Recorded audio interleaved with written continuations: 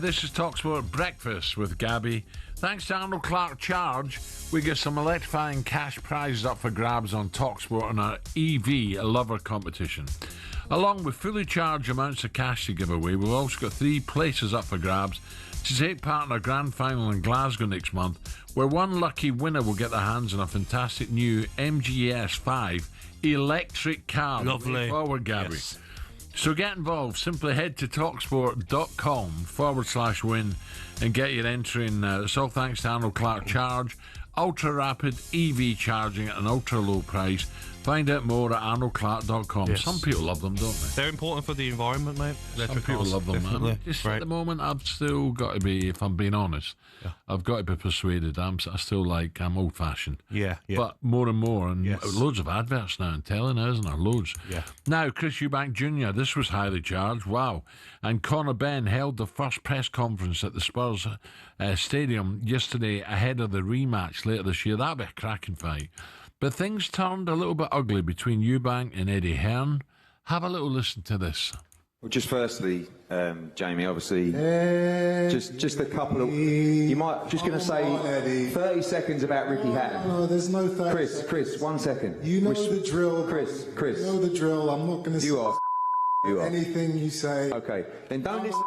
I'm a bad guy. No. I'm in this. All I was going to do was say a few words about Ricky Hatton. Okay. Words. Okay, I won't say anything about... Move on with the press conference. You talk... From you. You get what's coming to you. Over you for it doesn't matter. You can do that. We know anyway. the drill. Ooh. Very heated, wasn't it? Very heated. I didn't like it. Let's find out why Eubank was behaving like that. I don't understand it because we were talking about Ricky, weren't they? Yeah. We talked with boxing pundit Gareth A Davies. Gareth, a very good morning. Good morning, Gareth. Good morning, Alan. Good morning, Gabby. How are you? Good, Gareth. Fresh, Gareth, mate. Just put us straight here. What was going on? I was at a big charity bash last night, and the applaud for Ricky was fantastic, and yet something went amiss there. Something went wrong with Eddie at that press conference. That can you explain what started it all off? Well, first of all, excuse me. That was the first time that the boxing media community had come together since the passing of Ricky Hatton. Yeah.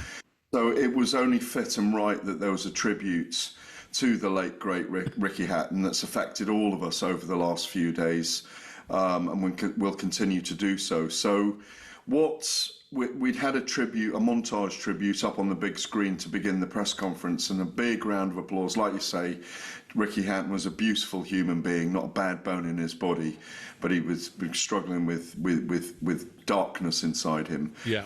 Eddie Hearn rightly made a point of wanting to talk about Ricky Hatton just at the beginning of his speech, and alongside him, Conor Benn was wearing the light City blue, shirt, the Manchester City shirt, all in tribute to Ricky Hatton.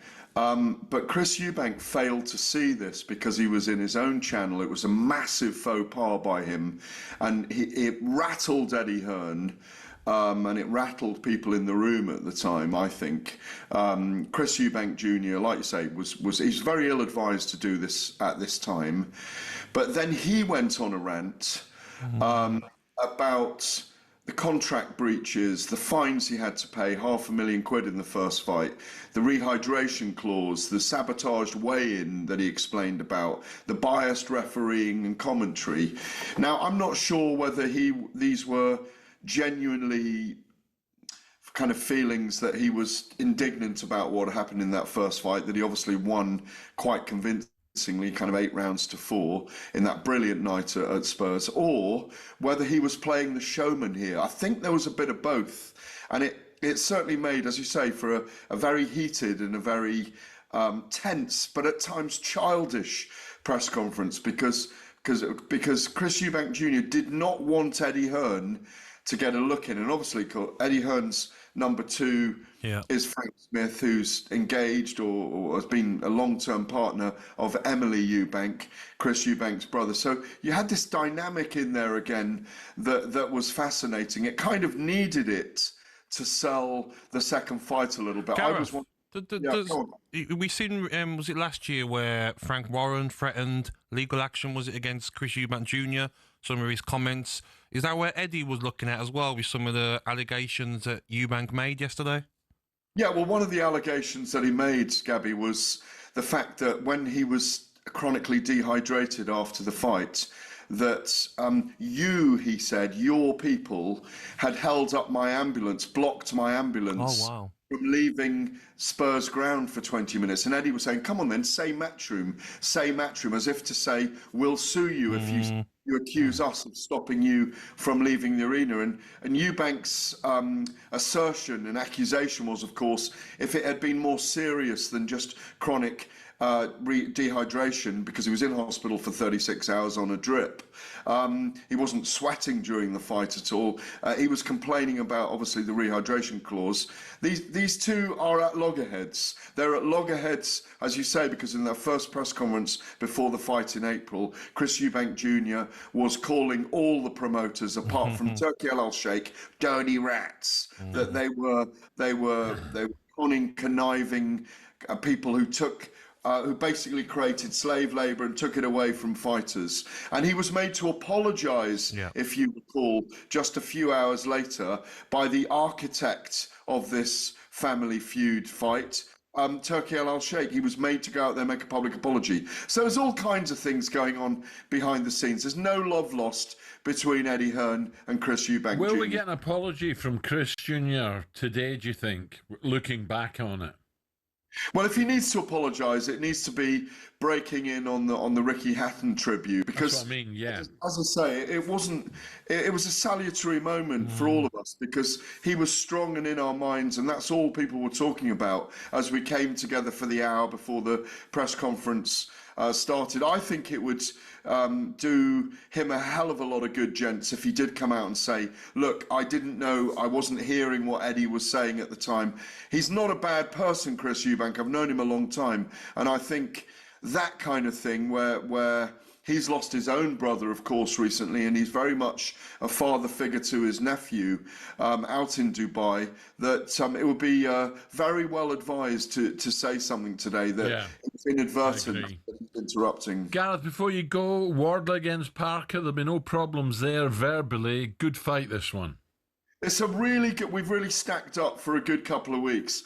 October the 10th, Dave Allen, Arslanbek Makhmudov in Sheffield. Big fight.